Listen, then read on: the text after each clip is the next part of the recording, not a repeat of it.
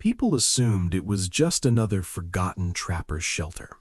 But anyone who slept inside it during winter walked away confused. Confused about how something so crude, so rough and hastily assembled could have held a man alive through conditions that most people today would not survive for a single night, let alone weeks. The shelter still stood, or at least the remnants of it did, near the upper reaches of the Bighorn Basin in what is now the northwestern corner of Wyoming. And for a long time, the people who passed it didn't know whose hands had built it, or what those hands had endured before the last stone was placed. The man's name was John Colter, and the winter he survived out there, alone in the early months of 1808, is one of the most quietly remarkable things that any American explorer ever went through. Not because it was celebrated at the time, not because anyone sent a rescue party, or even knew with certainty that he was still alive, but because he came out of it on his own, with almost no tools, and told the story afterward with a kind of plainness that made some people doubt it entirely. Colter was born around 1774, probably in Virginia, though the exact date and place were never firmly established even in the records of his own time. He grew up on the western frontier of what was then a very young country, and by his early 30s, he had already traveled further into the American interior than nearly any non-indigenous person alive. He had been part of the Lewis and Clark expedition, which set out in 1804 and returned in 1806, and he had seen country that most people in the eastern states would never see in their lifetimes. When the expedition came back, Colter turned around almost immediately and went back west. He wasn't finished. By the winter of 1807, going into 1808, he was working loosely as a fur trapper and guide in the region around the Yellowstone River and the Bighorn Mountains. He was familiar with the land, or as familiar as any outsider could reasonably be, and he had been through difficult winters before. But what came that season was something different. The winter of 1807 to 1808 across the northern Rockies was, by all the accounts that survive, brutally severe. Temperatures dropped to levels that cracked tree bark. Snowfall accumulated in the mountain passes to depths that made movement on foot nearly impossible, and even following animal trails, which experienced trappers relied on, became a matter of enormous physical cost. The wind across the open basin was constant and cutting, and the kind of exposed travel that Colter had done routinely in other seasons became, in those months, genuinely dangerous. He was, at the time, largely alone. This is important to understand because the entire weight of what he built and what he survived rested on no one's effort but his own. There was no partner to share a fire with, no one to watch the weather while he slept, no one to make decisions with. Every choice he made about where to stop, what to use, how long to keep moving, all of it was his alone. When Colter realized that pushing further was going to kill him, he stopped, and he started building. The site he chose was not remarkable in any grand sense. It was a natural depression in the landscape, sheltered on two sides by a low rock formation, with enough loose stone nearby to work with. He did not have lumber. He did not have mortar. What he had was his experience, his understanding of how cold air moves, and the kind of practical knowledge that trappers in that era accumulated slowly and kept close. He stacked the stones, flat ones along the bottom, wedged against each other and against the natural rock face behind them. The gaps he filled with whatever was available, dried moss, bark, compacted snow on the outer face, which would freeze and add insulation, earth where he could break it loose. The structure he built was low, deliberately so because a low ceiling holds body heat better than a tall one. It was small. A man could lie in it and barely stretch out fully. It was not comfortable. It was not meant to be. What historians and survival researchers have noted about Colter's approach, when they have pieced together what he likely did from the physical evidence and from his own later accounts, is that he understood something about cold weather shelter that most people learn only from dire experience or careful instruction. The ground insulates. The body generates heat.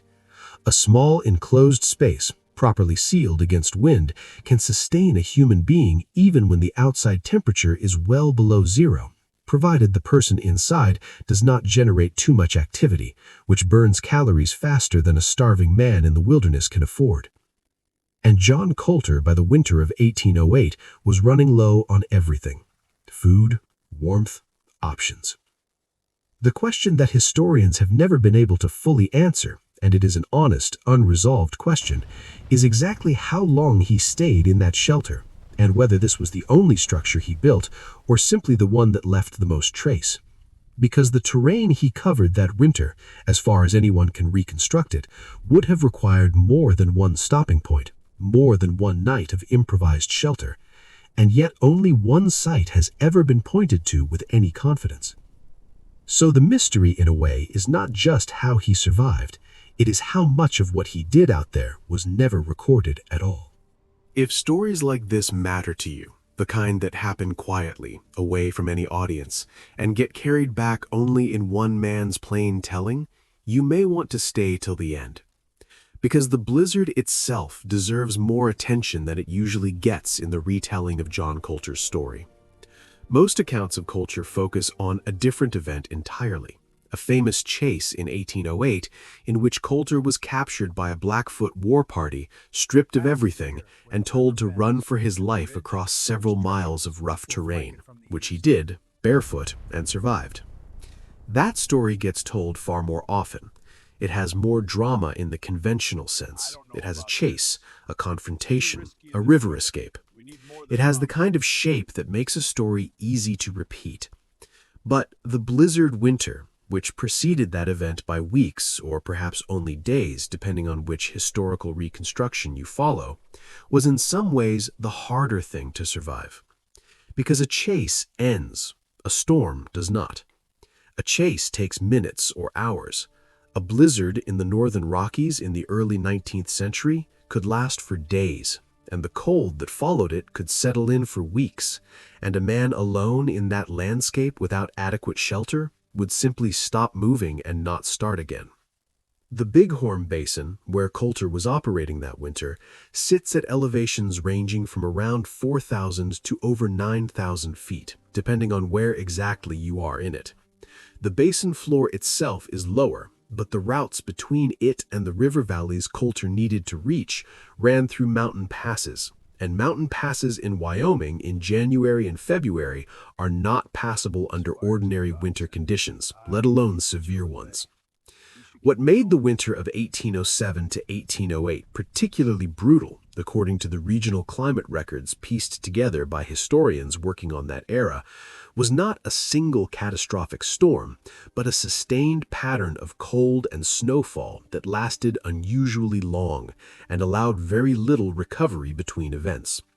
There were storms, followed by hard freezes, followed by more snow, followed by wind that stripped any surface warmth away before it had a chance to accumulate.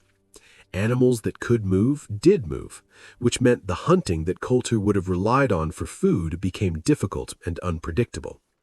The landscape, which in other seasons was navigable and even generous to someone with Colter's skills, became something closer to a sustained trap. This is the context in which the stone shelter matters. Colter was not building it as an experiment or a curiosity. He was building it because the alternative was exposure.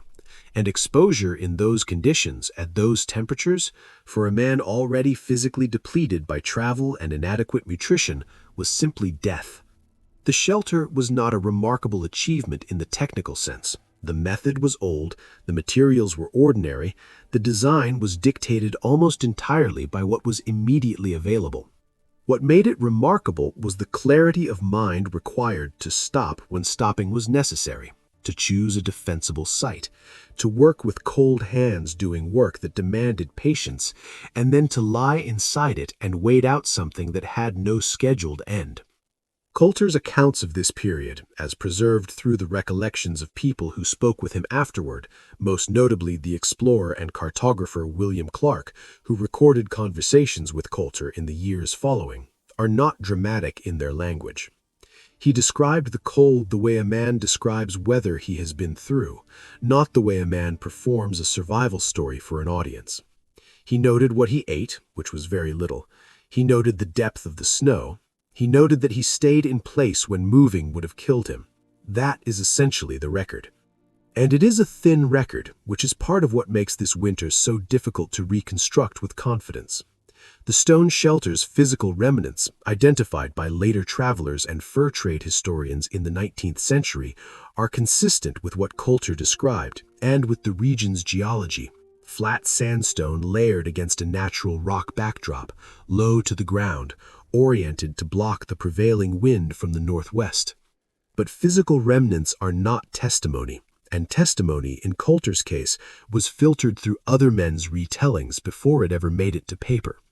What we are left with, then, is a story with clear outlines and an uncertain interior.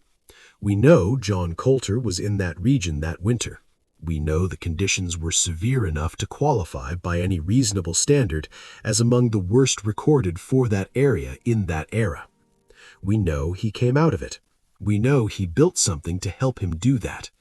What we do not know, and may never know with precision, is the exact sequence of decisions, the exact days of the worst cold, the exact moment when he understood that what he had built was going to be enough.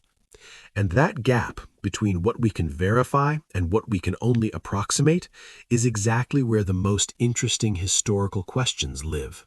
John Colter came out of the Bighorn Basin in the late winter or early spring of 1808, by most historical accounts gaunt and in poor physical condition, but alive.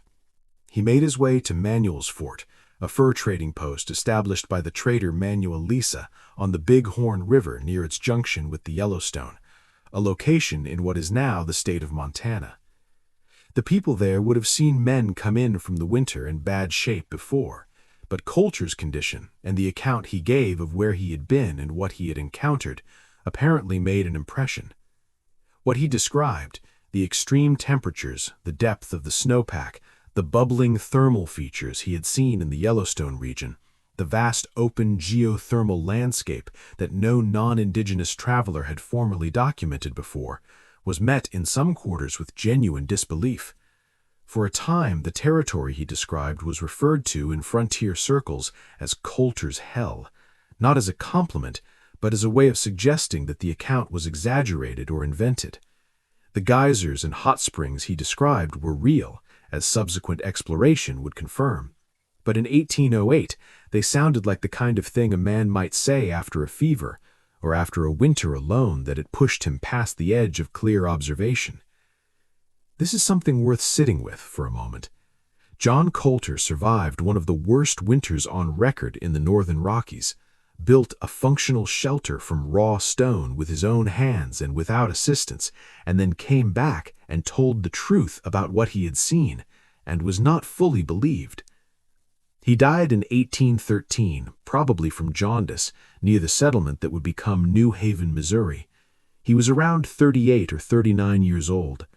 He had, by that point, explored more of the American West than almost any other person of European descent alive, had survived conditions that would have ended most people's lives, and had contributed directly to the mapping and understanding of a landscape that the country was still, at that point, only beginning to comprehend.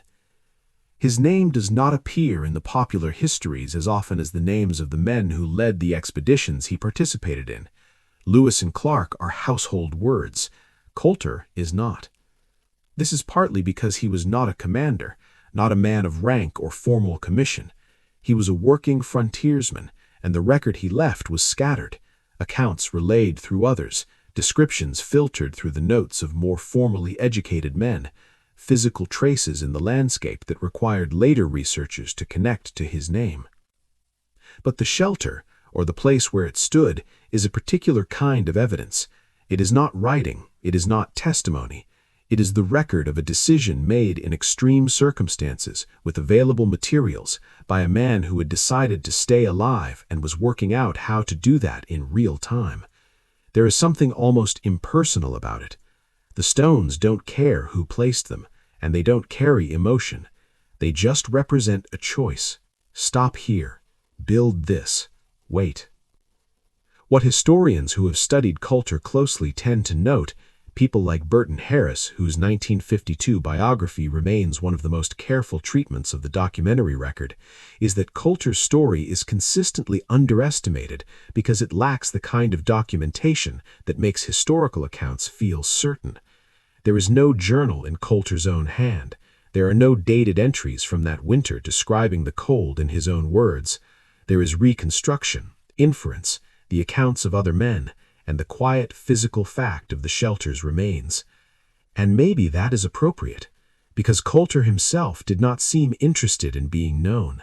He went back into the wilderness repeatedly when he could have stayed in the relative safety of the settlements. He turned around and went west again when the expedition that brought him there was done. He was not performing for an audience.